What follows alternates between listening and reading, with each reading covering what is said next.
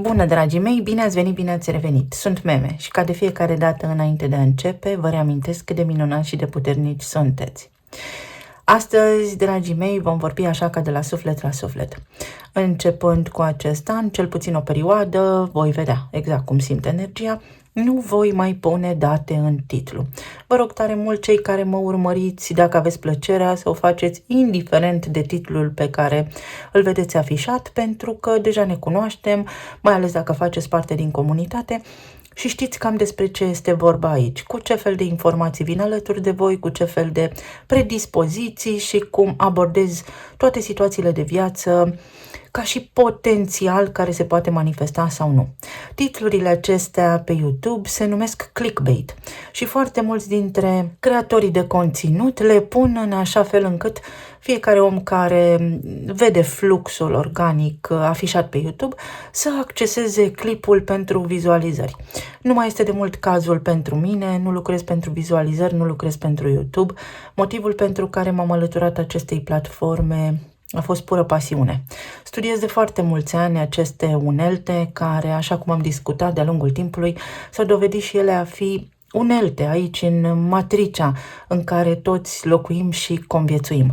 Însă le folosesc în așa manieră încât să vedem cum putem face pentru ca potențialul care ni se arată, dacă ne este convenabil, să se poată manifesta, iar în cazul în care o predispoziție ne deranjează sau nu ne este utilă, să o putem alchimiza, să putem face în așa fel încât să ne fie și nouă bine până la urma urmei.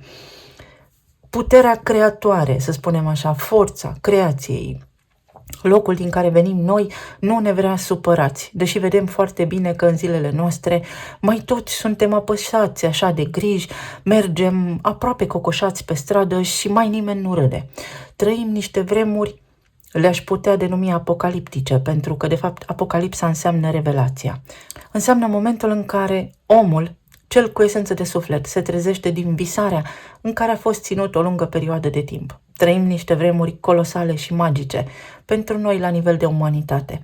Niște vremuri în care putem face o diferență, niște vremuri în care putem aduce vindecare în viața noastră și ne putem ridica vibrația, astfel încât să înlăturăm ceea ce de-a lungul timpului a fost plantat în conștiințele noastre și ținut aici pentru ca noi să fim storși de energie. Vorbim astăzi despre faptul că adevăratul calendar începe la data de 1 aprilie, cel puțin din studiile mele. Dacă voi găsiți alte informații, vă rog, cu mare drag, să veniți în comentarii și să le împărtășim, pentru ca toată lumea să afle adevărul, să aflăm tot ceea ce ne-a fost ascuns, ocultat. Anul nou nu începe la data de 1 ianuarie. Acest calendar pe care noi îl urmăm este unul impus, este unul care a fost schimbat, după bunul plac al celor care au fost mereu la putere. Și cei care au fost mereu la putere au scris și istoria. Ceea ce noi cunoaștem ca istorie nu este adevărat. Deschid aici o paranteză și vă recomand cu mare drag, am început și eu să vizionez, un documentar, se numește Europa Ultima Bătălie, despre care vom vorbi și în emisiunile ce urmează, pentru că are niște noțiuni foarte importante, care s-ar putea să aducă multe răspunsuri la întrebările pe care deja le aveți. Vă vorbesc și v-am vorbit de-a lungul timpului doar din proprie experiență, din cărți scrise de oameni mai deștepți ca mine, pentru că întotdeauna se întâmplă așa, dar și din simțire și clar simțire. Voi veni alături de voi pe parcursul acestei săptămâni, sper în măsura în care timpul îmi permite, cu informații și despre anul 2025 și cu foarte, foarte multe alte informații care vă pot ajuta să înțelegeți mai bine vremurile pe care le trăim. Vă rog tare mult să luați de aici informațiile cu care rezonați. Eu vă mulțumesc tuturor celor care ați hotărât de-a lungul timpului să rămâneți alături de mine. Sunt absolut convinsă că aveți intuiție și că voi simțiți foarte bine oamenii la care vă uitați și pe care îi ascultați. Așa cum v-am spus ieri, niciodată nu veți ști de unde auziți adevărul sau cine vă poate inspira. O floare care se lasă purtată de bătaia vântului, o pisicuță sau un cățeluș. Mă înduioșează foarte tare vremurile pe care le trăim și recunosc că în perioada ce a trecut, cel puțin în ultima lună, am fost foarte emoțională, pentru că unii dintre noi chiar simțim la superlativ, avem canalele energetice deschise și putem percepe lucrurile care se petrec la nivel energetic și în plan subtil. Să vedem așadar în acest moment prezent despre ce este vorba la nivel energetic sau în zilele ce urmează în funcție de momentul în care accesați voi clipul. De aici vine și ideea de atemporalitate despre care ați mai tot auzit vorbindu-se pe internet, cu precădere pe YouTube, pentru că aici ne aflăm, dar pe care nimeni nu știe să o explice. În general, curentul acesta social, dar și tehnologic și trendurile sau, tot ce se întâmplă în piață, sunt copiate, luăm unii de la alții de parcă am fi maimuțe. Foarte puțini oameni sunt originali și autentici și foarte puțini sunt aceia care au acces la clar știință, la acea capacitate interioară de a ști anumite lucruri, fără ca poate să le poți explica sau să ai vreo idee de unde le știi, ci pur și simplu le știi. Și apoi sigur că dacă începi să cercetezi, capeți imaginea amplă asupra lucrurilor și profundă asupra lucrurilor și înțelegi mai bine mecanismul acesta numit viață. Este o perioadă în care generozitatea oamenilor te poate surprinde, pentru că oamenii își reamintesc de lucrurile bune din viața lor. Poate fi o perioadă în care, dacă te regăsești într-un impas, poți fi surprins de oamenii din jurul tău care îți întind o mână de ajutor, pentru că mai există și oameni buni. Sigur că se întâmplă tot felul de lucruri confuze, haotice, rele, să le spunem așa, în lume, dar binele încă există și poate lua amploare. Un cuib gol. Am vorbit ieri despre luna plină din Rac, care face referire la domiciliu, la casă și la faptul că te poți muta. Poate fi vorba despre închiderea unui ciclu. Uite, am depășit vibrația anului 8, anul trecut, în care au ieșit foarte multe lucruri la suprafață. Poate fi vorba despre un contract la electricitate, la gaze pe care îl rezolvi acum sau să fii atent la circuitul electric, la diverse scurgeri de gaze. Nu vreau să vă sperii, doar apar aici informații pe care eu le scot la suprafață și fiecare știe dacă rezonează cu ele sau nu. O viață nouă, termini ceva, te eliberezi de ceva, nu mai depinzi de o situație care te-a stresat anterior, iar aceste informații pe care eu vi le las aici sunt la nivel de potențial. Asta nu înseamnă că sunt bătute în cuie, pentru că viitorul nu există. Să vedem mai departe. Un trend, din nou ideea că ne mutăm, avem această acțiune de a porni, de a merge mai departe, de a avansa. Sunt lucruri noi cu care te poți confrunta, lucruri noi pe care le poți accesa, informații noi pe care le poți accesa în acest moment, le poți înțelege, le poți afla. Ce ne spune energia din acest moment prezent? Să nu îți pierzi încrederea în ceea ce se întâmplă în jurul tău, să nu-ți pierzi încrederea în tine însuți și să nu te dai bătut.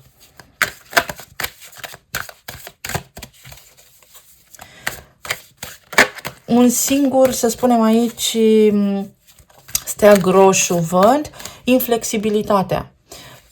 Tranzităm acum o perioadă plină de schimbări. Succes vor avea cei care se vor adapta. Acum, întorcându-ne la ceea ce discutam anterior, fii pregătit de o schimbare. Este mesajul pentru zilele ce urmează în momentul în care accesezi tu clipul. Să vedem pe zona relațiilor, planul material și emoțional. Ce se poate întâmpla? Ce putem schimba? Ce nevoie de a vă elibera aveți sau cum vă puteți elibera de o codependență? Toate cărțile erau întoarse pentru că nu apuc eu să le aranjez mereu. Avem regele de spade, 4 de bâte și asul de bâte. O discuție foarte clară, foarte limpede, care îți oferă un început. Un început care poate însemna absolut orice pentru tine. O relație nouă, o discuție pe care dorești să o ai, să aduci claritate, să clarifici ceva în relația pe care deja o ai, în relația pe care ai avut-o cu cineva. Este o sărbătoare aici, este o oportunitate pe care o ai în zona relațiilor, în legătură cu cineva drag ție, care îți aduce bucurie în suflet. 4 de bâte înseamnă bucurie. Celebrăm ceva. Este un moment de stabilitate, este un moment din care tu poți să înflorești.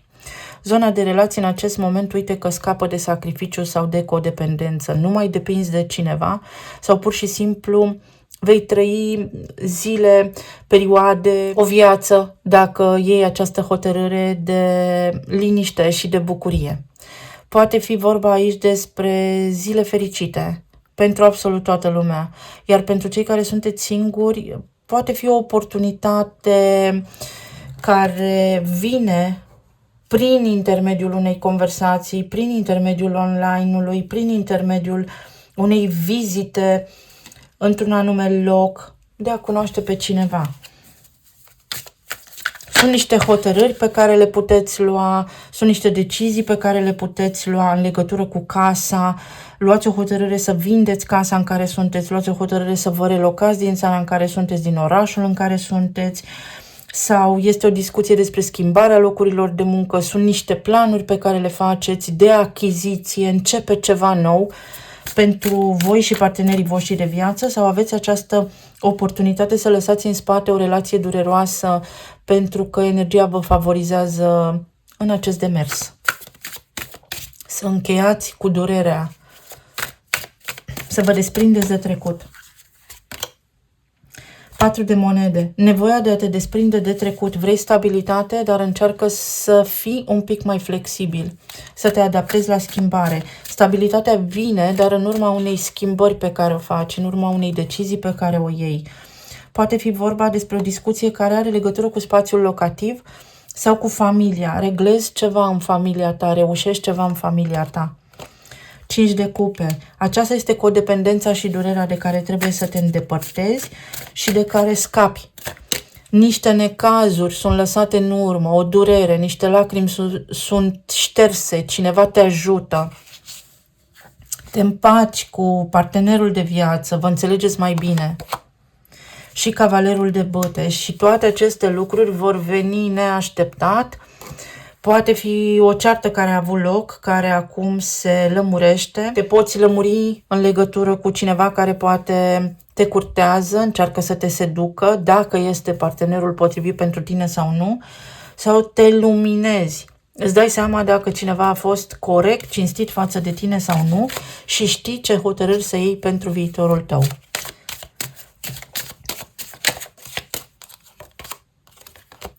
Un copac mereu verde, înalt ca bradul, ori aveți de-a face cu cineva care are o statură atletică, așa, ori este vorba despre ceva ce prosperă, prosperitate, armonie în relații.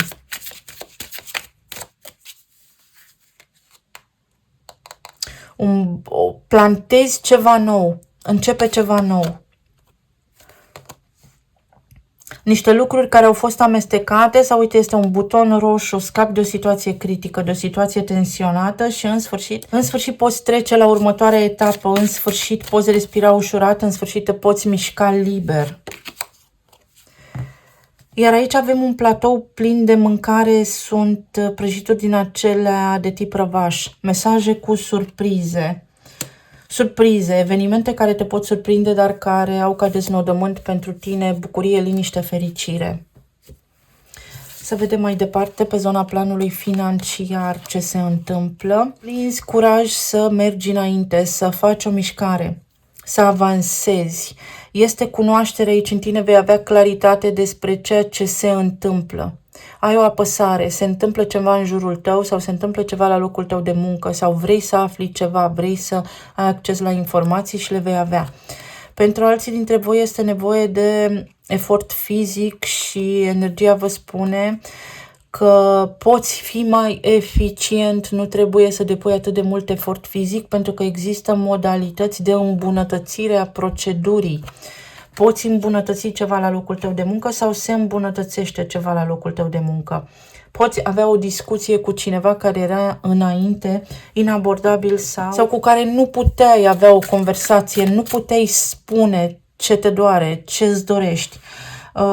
Aici este cunoaștere interioară, aici este ca și când vrei să iei o hotărâre, tu știi deja răspunsul. Asta spune energia. Să faci ceea ce știi că este bine pentru tine. Eremitul. Deblochezi o situație. dar se deblochează o situație la nivel de plan material. Când vorbim despre partea aceasta financiară, este un update, este un progres în zona financiară pentru tine, dar pentru care trebuie să depui un efort, trebuie să înveți ceva, să cercetezi ceva, să găsești niște detalii, să fii atent la detalii. Avem atât nodul sud karmic, care este în Fecioară acum, cât și nodul nord karmic, care este în Pești. Nodul nord, la nivel colectiv în Pești, ne arată direcția pe care trebuie să mergem. Este denumită această axa a nodurilor, axa destinului. Nodul sud de unde vii, nodul nord către ce te îndrepți. Nu cred în destin, ci cred în faptul că noi toți avem toate cele 12 zodii care sunt influențe, frecvențe în câmpul nostru energoinformațional, la care trebuie să devenim din ce în ce mai buni. Trebuie să cunoaștem toate aceste arhetipuri pentru a deveni noi înșine întregi. În acest context, cu nodul sud în Fecioară și cu nodul nord în Pești, avem acces la informații, precum am menționat anterior, clar știință, clar viziune, pentru a înțelege ce avem de făcut, astfel încât să fim în siguranță, dar să fim și împliniți. Regina de cupe este o persoană generoasă care te ajută pe tine să te deblochezi dintr-o situație în care te regăsești acum, la nivel de plan material, la locul tău de muncă, în zona financiară și așa mai departe. Să vedem cu ce vă ajută sau despre ce poate fi vorba. Uite, aici avem cuvântul cult, dar îl voi adapta la nivel de echipă. Echipă. Faci parte dintr-un proces mai mare sau te apasă ceva care are legătură cu o echipă, cu mai mulți oameni sau în legătură cu ceva ce se întâmplă la nivel colectiv. Te ajută cineva. Îți găsești oamenii potriviți, echipa potrivită cu care să treci peste niște provocări, să te eliberezi de un compromis. La nivel emoțional, avem pajul de cupe, regele de bâte și 10 de cupe. Pentru cei care sunteți în cupluri deja, partenerul vostru de viață va lua poziție, va fi foarte ferm în perioada ce urmează și va face foarte multe lucruri bune pentru voi. Ca și cuplu, mai ales dacă aveți și copii. Veți vedea că se apropie cumva de copiii voștri sau este foarte hotărât, foarte determinat, iar acest lucru va aduce vouă împlinire sufletească. Când vine vorba despre relațiile de iubire, să știți că aici pe unii dintre voi cineva vă curtează, este foarte atras de voi, dar este energie de foc. Această energie de foc este una foarte ademenitoare, foarte ispititoare așa, dar are la bază totuși și ceva emoții și ceva sentimente. Emoțiile sau sentimentele cuiva pentru voi pot crește în perioada ce urmează. Este o perioadă emoțională pentru cineva anume la care vă gândiți voi acum. La nivel medical este o perioadă în care trebuie să vă îngrijiți. Și aici vorbim despre digestie. Este foarte important să fim atenți la alimentele pe care le mâncăm. Încercați să mâncați alimente care să nu conțină neapărat grăsimi nesănătoase, să nu le prăjiți, spre exemplu, pentru că avem flacăra focului aici, ci mai degrabă să folosiți alimente coapte, făcute la cuptor. De asemenea, mai vorbim și despre sistemul limfatic, unde s-ar putea să fie o provocare să aveți organismul puțin încărcat de toxine și aici toată lumea are asta, suntem plini de toxine. Regele de bâte poate fi explicat și ca un fel de radiație. Dacă ne simțim rău, suntem înconjurați de tot felul de antene care emit, de tot felul de rețele din acestea Wi-Fi care sigur că ne afectează atunci când corpul nostru este plin de metale grele. Așadar, o ochelare de metale grele este indicată în această perioadă, mai ales pe acest sezon rece. Îndrăgostiții. O perioadă care vine cu armonie, un început sau o situație pe care o rezolvi cu bine, o împlinire sufletească, o veste bună, o situație care se rezolvă și din nou acest cavaler de bâte, o veste neașteptată, o bucurie din partea copiilor sau poate fi un început de loc de muncă, o situație care se clarifică, un act de curaj, o hotărâre pe care o iei, o inițiativă pe care o ai sau atracția cuiva față de tine sau a ta față de cineva, dar care îți corespunde. Să vedem ce ne spun și talismanele.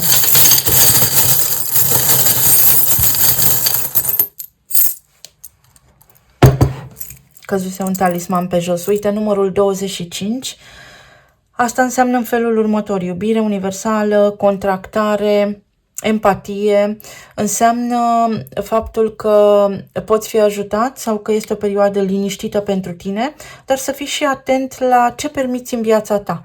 Pentru că, în general, ce permiți, gândești, simți și apoi se manifestă, se materializează în corpul fizic. Frecvența înaltă te ajută la vindecare. Primești o veste bună pe care o poți sărbători. Ceva care are legătură cu sufletul tău, cu o relație de iubire sau ceva ce ți încântă sufletul. Aici sunt niște analize medicale pe care le puteți face sau este o decizie, este o hotărâre. Uite, este o veste bună, un diagnostic bun, niște rezultate la analize bune sau este momentul pentru a începe perioada ta de vindecare, dar interioară. Conștientizări, foarte multe informații pe care le înțelege acum.